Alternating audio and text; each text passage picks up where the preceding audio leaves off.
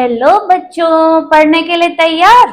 तो आज का जो टॉपिक है वो है प्लास्टिड्स। और ये प्लास्टिड्स सिर्फ प्लांट सेल्स में ही होते हैं, ये एनिमल सेल में नहीं होते हैं। तो ये एक डिफरेंस है प्लांट सेल और एनिमल सेल में कि plastids will only be found in plant cell. जैसे सेल वॉल सिर्फ प्लांट सेल में होती है ना, वैसे ही प्लास्टिड्स भी केवल प्लांट सेल में होते हैं, एनिमल सेल में नहीं होते हैं। अब ये प्लास्टिड्स तीन तरीके के होते हैं। पहला है ल्यूकोप्लास्ट। ल्यूको मतलब वाइट या कलरलेस। तो ये वाइट और कलरलेस प्लास्टिड्स हैं। ये इनमें कोई रंग नहीं है, मगर ये बहुत इंपॉर्टेंट है क्योंकि ये स्टोर करते हैं फूड को। जो भी स्टार्च बन रहा है, जो प्रोटीन बन रहा है प्लांट के अंदर during the process of photosynthesis, वो कहाँ स्टोर होगा? ल्यूकोप्लास्ट में। तो इनका मेन काम क्या है? स्टोरेज। ये ग्रीन नहीं है क्लोरोप्लास्ट की तरह, ये कलरलेस या वाइट कह सकते हैं। तो ये है ल्यूकोप्लास्ट, पहली तरीके का प्लास्टिड जो कि किस काम में आता है बच्चों? स्टोरेज में। दूसरा प्लास्टिड है क्रोमोप्लास्ट। क्रोमो मतलब कलर, जैसे ल्यूको मतलब वाइट या कलरलेस, वैसे क्रोमो किस वर्ड से आ रहा है? क्रोमा से, क्रोमा से। और क्रोमा का मतलब क्या है? कलर। तो ये कलर्ड प्लास्टिड्स हैं। जितने भी हमको फ्लावर्स या फ्रूट्स ब्राइट कलर के दिख रहे हैं, रेड, येलो, सारे shade of red and pink, all the shades of red and pink, ये किस वजह से हो रहा है? फ्लावर्स एंड फ्रूट्स का वो है बिकॉज ऑफ क्रोमोप्लास्ट। तो ये दो प्लास्टिक क्लियर हो गए। ये दो इजी वाले थे। तीसरा भी इजी है, अभी उसको समझेंगे तो वो भी बहुत इजी होगा। तो ये दो पहले दो आपको होपफुली समझ में आ गए हो, ल्यूकोप्लास्ट और क्रोमोप्लास्ट। ल्यूकोप्लास्ट, ल्यूको मतलब वाइट या कलरलेस, स्टोरेज का काम करता है। क्रोमो, क्रोमा वर्ड से आ रहा है, कलर्ड है।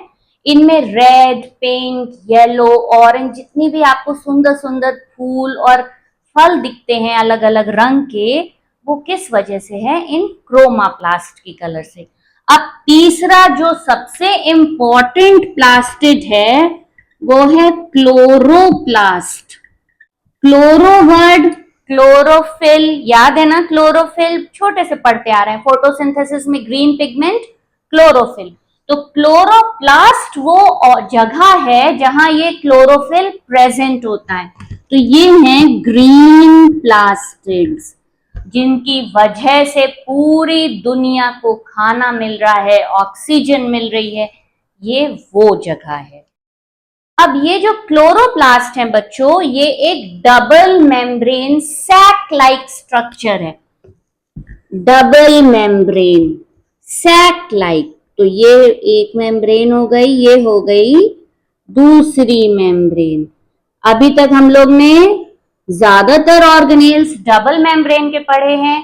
राइबोसोम में कोई मेम्ब्रेन नहीं होती है, ठीक है ना? बाकी ये अब आज जो हम पढ़ रहे हैं ये भी डबल मेम्ब्रेन है। क्लोरोप्लास्ट सैक लाइक स्ट्रक्चर है। इसमें एक फ्लूइड प्रेजेंट है। इस फ्लूइड का नाम है स्ट्रोमा। एक फ्लूइड है, जैसे साइटोप्लाज्मिक फ्लूइड है, जेली लाइक। अब ये उतना जेली लाइक नहीं है, तो इस फ्लूइड का क्या नाम है? स्ट्रोमा। इस स्ट्रोमा में बहुत सारी डिस्क्स एक के ऊपर एक, जैसे आप कॉपीज एक के ऊपर एक रख के स्टैक बना लेते हैं ना, वैसे ही एक के ऊपर एक बहुत सारे ऐसे स्टैक की तरह डिस्क्स अरेंज होती हैं जो आपस में कनेक्टेड भी होती हैं। तो ये इस तरह से डिस्क्स होती हैं और ये एक दूसरे से आपस में कनेक्टेड होती हैं। तो ये जो स्टैक है पूरा, ये जो पूरा स्टैक है, इसको कहते हैं ग्रैना। और ये जो सिंगल सिंगल डिस्क्स हैं, ये जो एक एक डिस्क है, एक सिंगल डिस्क, वो पूरा ग्रैना है। और जो सिंगल एक डिस्क है उसका नाम है थाइलाकॉइड।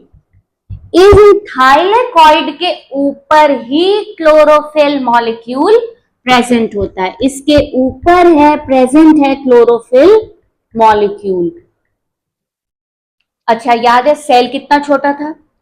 सेल के अंदर अभी तक हम लोग कितनी सारी चीजें पढ़ चुके हैं। अब आज एक और ऑर्गेनेल उसके अंदर पढ़ रहे हैं, और उस ऑर्गेनेल के अंदर भी कितनी सारी चीजें हैं। और आपको पता है एक थाइलाकॉइड के ऊपर up till 230 chlorophyll molecules present हो सकते हैं। तो कितना छोटा सा मॉलिक्यूल है, आप इमेजिन करके देखिए कितना छोटा ये स्ट्रक्चर, उसके अंदर कितना सारा ग्रैना है, और हर ग्रैना में कितने सारे थाइलाकॉइड्स हैं, और एक थाइलाकॉइड के ऊपर up till 230 chlorophyll molecules present हो सकते हैं। क्लोरोप्लास्ट बहुत ही इंपॉर्टेंट स्ट्रक्चर है, ये फोटोसिंथेसिस में हेल्प करता है। ये जो क्लोरोफिल मॉलिक्यूल्स हैं ये सोलर एनर्जी को कैप्चर करते हैं so that photosynthesis can take place, और इस फोटोसिंथेसिस की वजह से ही अर्थ पर, पृथ्वी पर जीवन संभव है। हमको खाना मिल रहा है, हमको ऑक्सीजन मिल रही है। जो ऑक्सीजन हम लेते हैं वो कहाँ से मिल रही है? इस छोटे से सेल ऑर्गेनेल्स क्लोरोप्लास्ट से। तो ये प्लास्टिड्स बहुत ही इंपॉर्टेंट सेल ऑर्गेनेल्स हैं। जैसे कल हम लोग ने पढ़ा था कि माइटोकॉन्ड्रिया में अपना डीएनए और राइबोसोम भी होते हैं, वैसे ही क्लोरोप्लास्ट में भी अपना डीएनए और राइबोसोम्स होते हैं। तो इसमें भी अपना खुद का डीएनए भी होगा और राइबोसोम्स भी होंगे। इसीलिए ऐसा कहा जाता है, जैसे कुछ बैक्टीरियल सेल्स में अपना डीएनए है ना, बैक्टीरिया में न्यूक्लियोइड है, वहां न्यूक्लियर मेम्ब्रेन नहीं है, डीएनए मटेरियल अलग है।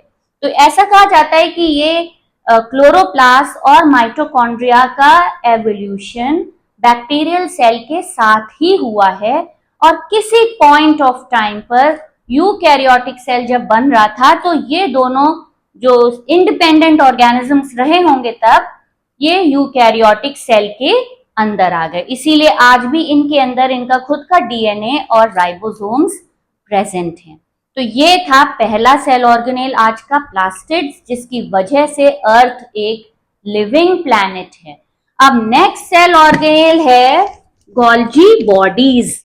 बहुत सिंपल सेल ऑर्गेनेल है गोल्जी बॉडीज। बहुत टाइम तक तो गोल्जी बॉडीज का फंक्शन समझ में ही नहीं आया, मगर जब इलेक्ट्रॉन माइक्रोस्कोप बना और पता चला कि ये गोल्जी बॉडीज हैं, तब पता चला कि ये कितने इंपॉर्टेंट सेल ऑर्गेनेल्स हैं। तो आज का नेक्स्ट सेल ऑर्गेनेल है गोल्जी बॉडीज। 1898 की बात है, 1898 की बात है। एक साइंटिस्ट थे जिनका नाम था कैमिलो गोल्जी। इन्होंने स्टेनिंग टेक्निक, स्टेन कर रहे थे, सेल को स्टेन कर रहे थे, मतलब कलर कर रहे थे। तो उस स्टेनिंग टेक्निक में इन्होंने देखा कि सेल के अंदर कुछ थ्रेड लाइक स्ट्रक्चर्स प्रेजेंट हैं। स्टेनिंग टेक्निक से इन्होंने 1898 में इन स्ट्रक्चर्स को देखा और कहा कि सेल में और भी चीजें हैं। अभी 1898 में तो सारी चीजें नहीं डिस्कवर हो गई होंगी ना, तब तो इन्होंने कहा कि नहीं, कुछ तो स्टेन हुआ है, सेल के अंदर कुछ थ्रेड लाइक स्ट्रक्चर्स हैं, मगर तब उतना काम उनका नहीं पता था। धीरे धीरे जब इलेक्ट्रॉन माइक्रोस्कोप बन गया तब समझ में आया कि ये तो सही कह रहे थे भाई, और इनके सम्मान में उन छोटे छोटे सेल ऑर्गेनेल्स का नाम क्या रख दिया गया बच्चों? Golgi bodies. गोल्जी बॉडीज भी डबल मेम्ब्रेन है और दो पार्ट्स हैं इनमें। एक तो स्ट्रक्चर होता है जो कुछ ट्यूब्यूल जैसे ऐसा लंबा लंबा होता है, सब डबल मेम्ब्रेन है, और कुछ ऐसे ड्रॉप जैसे स्ट्रक्चर होते हैं। तो ये जो ट्यूब्स जैसे हैं इनको तो कहते हैं सिस्टर्नी। ये जो ट्यूब जैसे स्ट्रक्चर है, लॉन्ग फ्लैटेंड डिस्क्स हैं, इनको कहते हैं सिस्टर्नी। और ये जो ड्रॉप जैसा स्ट्रक्चर है, बैग लाइक स्ट्रक्चर है, इसको कहते हैं वेसाइकल। अब इनका काम क्या है?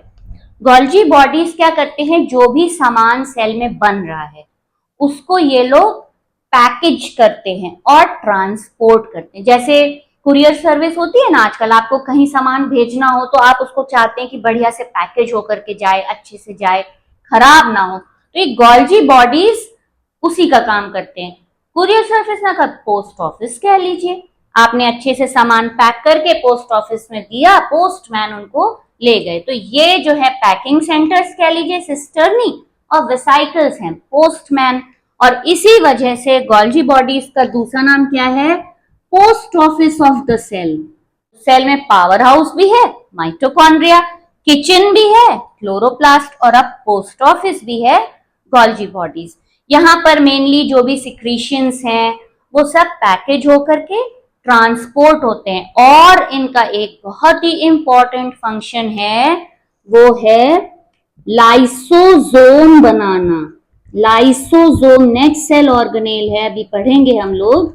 तो इनका बहुत ही इंपॉर्टेंट फंक्शन क्या है, लाइसोसोम फॉर्मेशन। अच्छा, ये किस चीज का पैकेज और स्टोर करते हैं, कोई भी चीज जैसे लिपिड्स बने हैं, प्रोटीन बना है, स्टार्च बना है, तो ये सब चीजों को ये, जैसे लिपिड बना है, प्रोटीन बना है ना, स्टार्च बना है, जो भी चीजें बनी हैं उनको ये पैक करेंगे और ट्रांसपोर्ट में हेल्प करेंगे थ्रू दीज वेसाइकल्स। और इसके अलावा जो अभी नेक्स्ट सेल ऑर्गेनेल हम लोग पढ़ेंगे, लाइसोसोम, गोल्जी बॉडीज लाइसोसोम भी बनाते हैं। तो ये कितने इंपॉर्टेंट हो गए। और ये 1898 में कैमिलो गोल्जी नाम के साइंटिस्ट को दिखे थे, मगर प्रूफ कब हुआ इनका, जब इलेक्ट्रॉन माइक्रोस्कोप बन गई। तो अब आज का थर्ड सेल ऑर्गेनेल है लाइसोसोम। लाइसोसोम बहुत ही छोटे बैग लाइक स्ट्रक्चर्स हैं, छोटे छोटे से बैग्स हैं, और ये सिंगल मेम्ब्रेन स्ट्रक्चर है। इसमें कितनी मेम्ब्रेन है, सिंगल मेम्ब्रेन। पहला ऑर्गेनेल जो हम लोग ने सिंगल मेम्ब्रेन पढ़ा वो कौन सा है, lysosome. Maximum cell organelles double membrane है, राइबोसोम में कोई मेम्ब्रेन नहीं है, और लाइसोसोम सिंगल मेम्ब्रेन स्ट्रक्चर है। अब ये सिंगल मेम्ब्रेन ही है क्योंकि इसकी एक बड़ी स्पेशल वजह है। अगर ये सिंगल मेम्ब्रेन नहीं होगा तो फिर तो सेल में तूफान आ जाएगा। इस लाइसोसोम के अंदर बहुत सारे डाइजेस्टिव एंजाइम्स होते हैं। लाइसोसोम के अंदर क्या होता है, डाइजेस्टिव एंजाइम्स। तो मान लीजिए जैसे कोई सेल डैमेज हो गया है, टूट गया, खराब हो गया है, या उसमें कोई फॉरेन बॉडी, कोई बैक्टीरिया, फंगस कुछ इन्वेड करके आ गई है। अब वो सेल तो खराब हो गया ना, तो उसको हटाना है बॉडी से। अब कैसे हटाएंगे, तो ये लाइसोसोम वहां जाते हैं और अपनी जो सिंगल मेम्ब्रेन है वो चुपचाप से बर्स्ट कर देते हैं। तो जितना डाइजेस्टिव एंजाइम है वो सब वहां फैल जाता है सेल के अंदर और सेल डिसॉल्व हो जाता है। तो ये कितना इंपॉर्टेंट काम करते हैं, सेल डिसॉल्व कर देते हैं और इससे हमको बहुत सारी बीमारियों से बचा लेते हैं। तो ये लाइसोसोम हमारे लिए लड़ते हैं अपने आप को डिस्ट्रॉय करके, इसीलिए इनको सुसाइड बैग्स भी बोलते हैं, क्योंकि ये खुद को डिस्ट्रॉय कर रहे हैं, हम ठीक रहें इसलिए। ये सिर्फ सेल को ही नहीं डिस्ट्रॉय करते, इनका एक और बहुत ही इंपॉर्टेंट फंक्शन है। During the process of fertilization, जब स्पर्म हेड को एग के अंदर पेनिट्रेट करना है, अब वो एग तो पूरा उसमें आउटर मेम्ब्रेन है, अब बेचारा स्पर्म कैसे करे, तो जो स्पर्म हेड में लाइसोसोम होगा वो ब्रेक कर देगा एग की मेम्ब्रेन को और स्पर्म आराम से अंदर एग के चला जाएगा। तो इसका काम breaks the cell membrane of egg भी है।